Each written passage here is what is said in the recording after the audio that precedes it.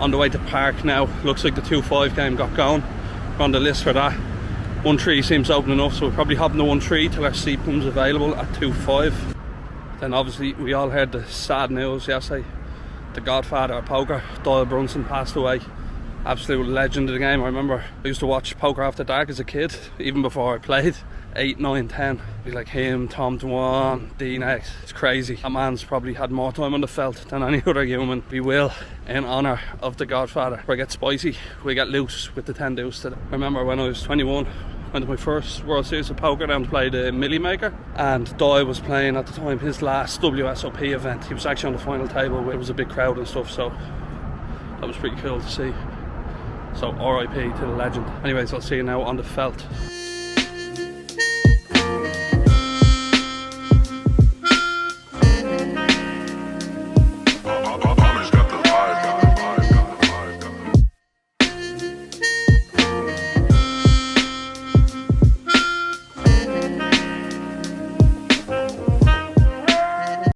What's up, what's up? It's the Irishman and we're back in Vancouver with another poker vlog.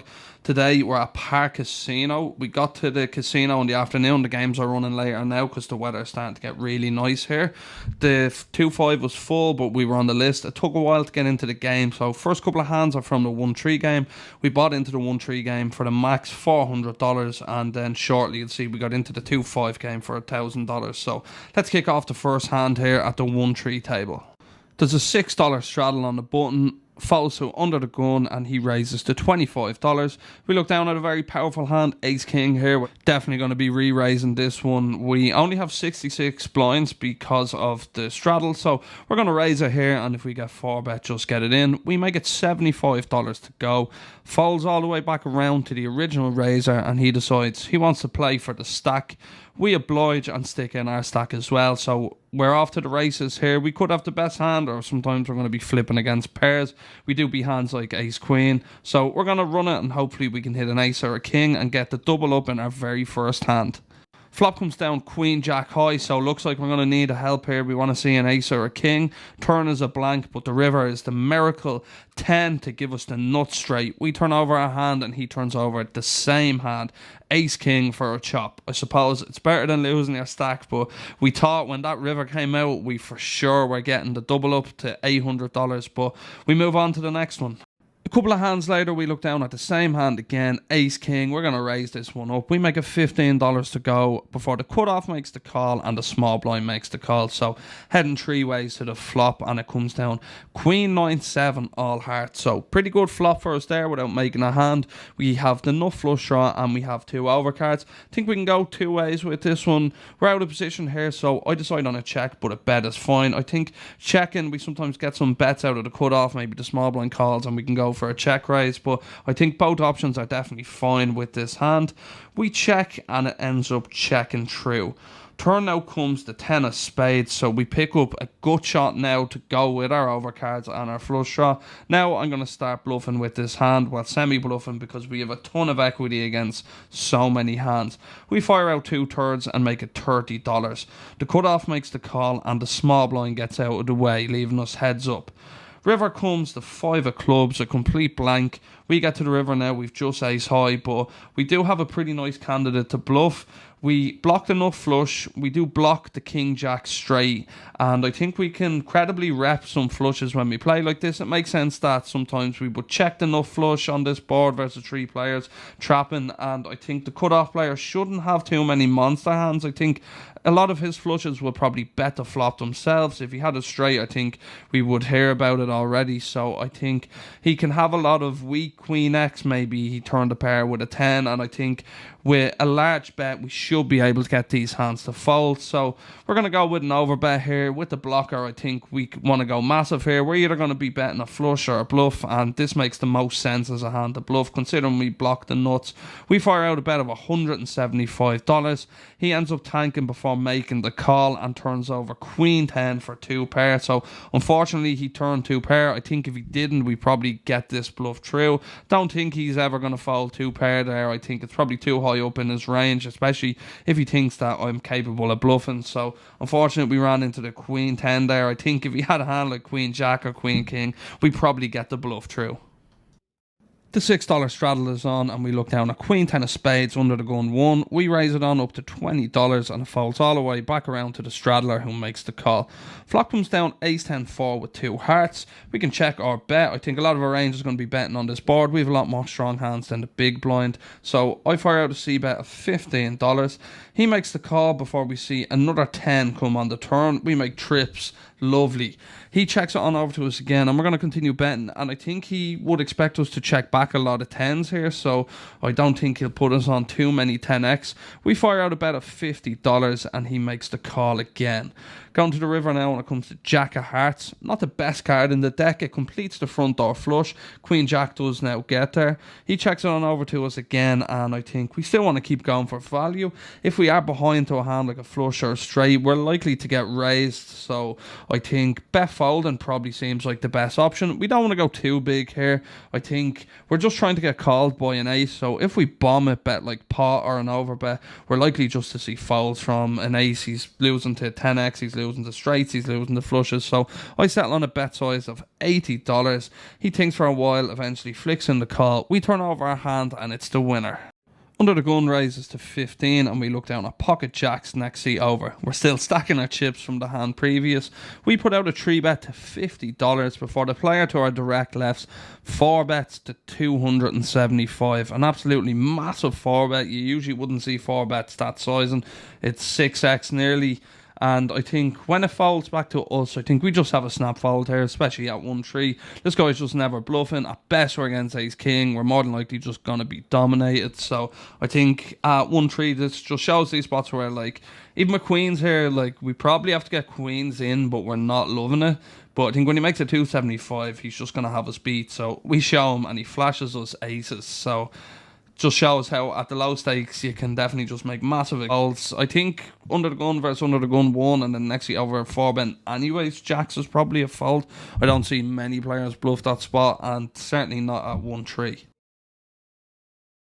We're now at the 2-5 table. We're in for $1,000. First hand we look down at 6-7 of hearts. Spicy little hand. I love the suit of connectors. You can win some massive pots with them.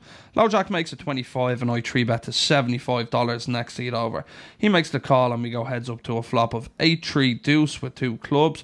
He checks on over to us, and we decide on a check back. Going for a delayed c-bet. I think this probably was a mistake. I think we just want to auto c-bet 100 on this board. Every hand that we 3-bet probably should be getting c-bet here, but we end up going for the check back.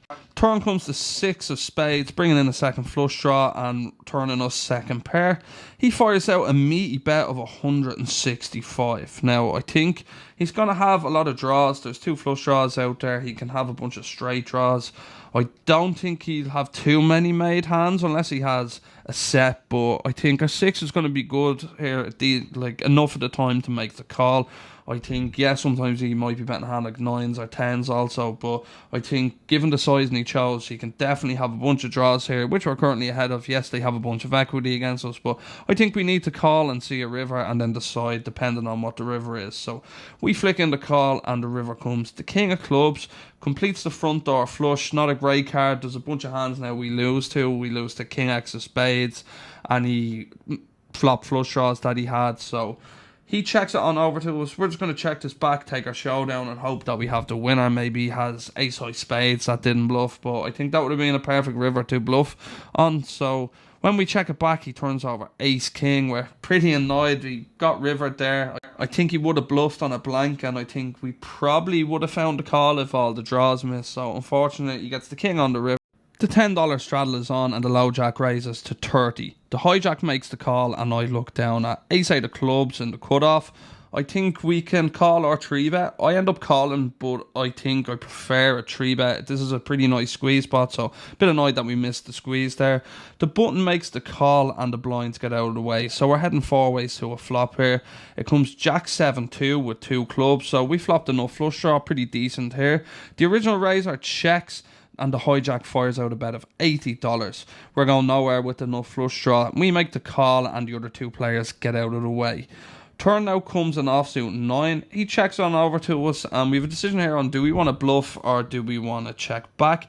I think checking back is decent. Sometimes we get to realise our equity. Getting check raise here would suck, and we would have to call a big check raise with just a flush draw. 9 outs to the river is not good, so I think checking back and taking our equity here seems like a decent play. We check it on back and we river some showdown. It comes the ace of spades. He now fires out a bet of 190. Think we just need to click the call button here. We do have the enough flush draw, so that'd be one of the aces it would make sense for him to get to the river with. If you bet the flush draw, check the turn, and then river top pair. So I don't think we can fold. We make the call and he turns over ace-7 of diamonds for river 2 pair. So kind of annoying. We're getting a bit of a beat down today. Our bluffs aren't working. We're paying off in the wrong spots. So hopefully we can turn it around before the end of this session. Early position makes it 25 and we look down at ace king and the hijack. We're going to re-raise this here. We make it $80 to go before the big blind shoves all in for $300. Ridge raiser folds and we stick in the money. Going to a flop here. It's probably a flip. Hopefully it's ace queen and we haven't dominated. It runs out 10-7-7, 5 on the turn, 9 on the river. He flips over pocket 9s for a rivered full house. He didn't even need the 9 at the end. They just had an insult to injury. The dealer knows we're getting a beat down, so we wanted to get a slap or two in himself. Not running well here. Can't win our flips. That happens, but at least it was only $300. It wasn't a full stack, so we lost a flip. Standard enough things in poker. Hopefully we'll win the next one. Here's a bit of a dumb hand I played. Straddle is on to 10 and we make it $30 in early position with ace jack of diamonds. The next seat over calls, and the next seat over, who's probably the best player in the game, Shout O'Shawn, makes the call as well. Small blind then decides to 3-bet to $130. This seems kind of small given that there's a raise and 2 calls and you're out of position. We're deciding, do we ever want to 4-bet here or do we want to call? Folding is definitely also an option with 2 other players behind, but I think when you're stuck, it's hard to fold the ace jack suited, so we end up making the call and so do the 2 players behind. So there's piles of money in the pot before our card has even been dealt. We're hoping for a good flop here. This could potentially get us out of the hole if we win a massive pot. Flop comes down 10-8-4 with 2 hearts. Small blind tanks for about a minute before deciding to check. I think with 2 players behind here with such a big pot already, I don't think this hand makes sense as a hand we want to bluff. So we decide on a check as well and it ends up checking through to the turn. Turn now comes another 8 pair in the second card. Small blind checks. We check again. Player behind us checks and the last player to act fires out a bet of 130, a really small bet. Small blind gets out of the way and now it's on us. He could definitely have an 8, but I think he might go bigger because he wants to get stacks in.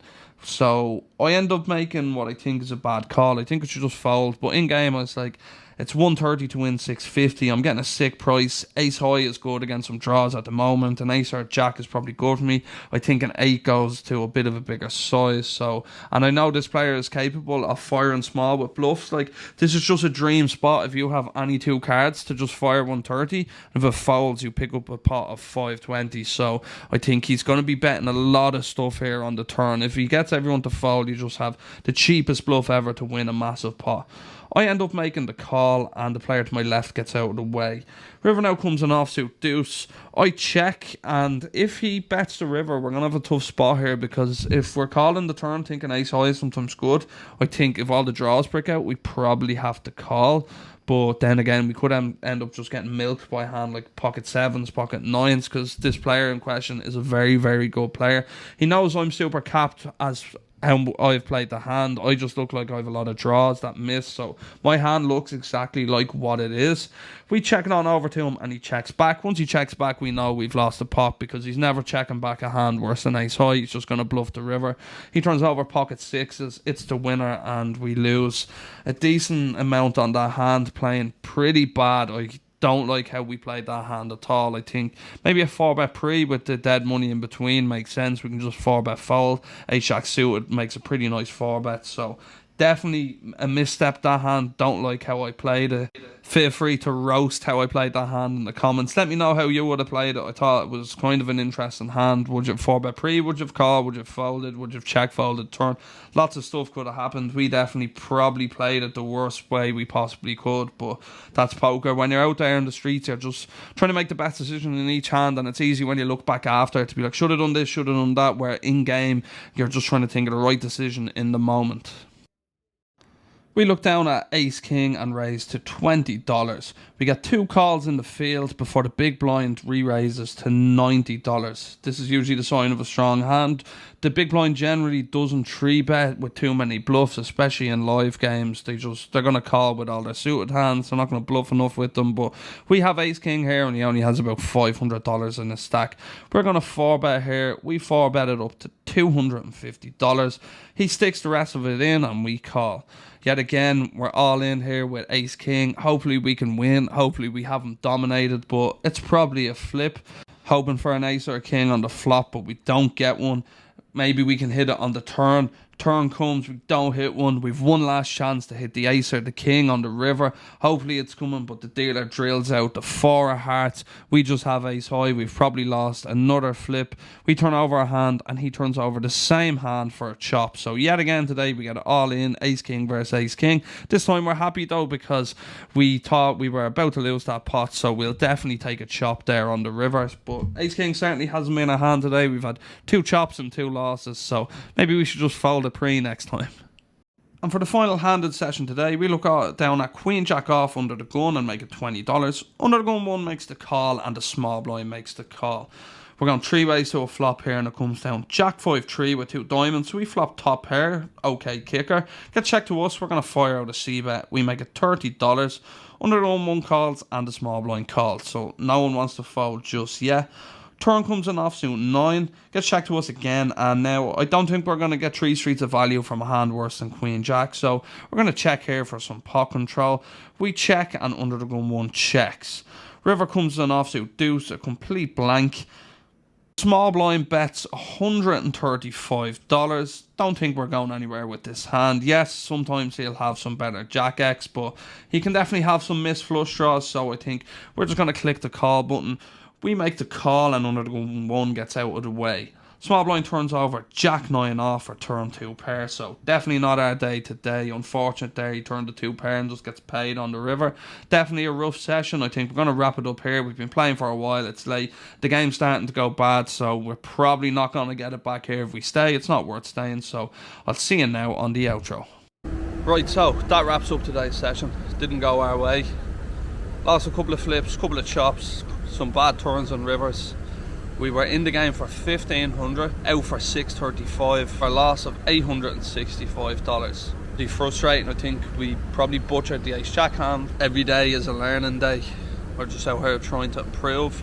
The 6-7 hand as well, I checked GTO Wizard and it mixes a check and bet on the flop. So the check is definitely fine. Probably comes down to if you think the player is very sticky, then we probably end up over bluffing on the flop, and if you think they're going to fold too much, maybe just see bet 100. But yeah, cards didn't go our way today. That's how poker goes. You're not just going to sun run every session. As always, hit the like button, hit the subscribe button, really helps out the channel. Some very interesting content coming soon, a lot of stuff planned in the coming months, so if you've been enjoying it, please ring the notification bell and I will see you on the next video. Peace.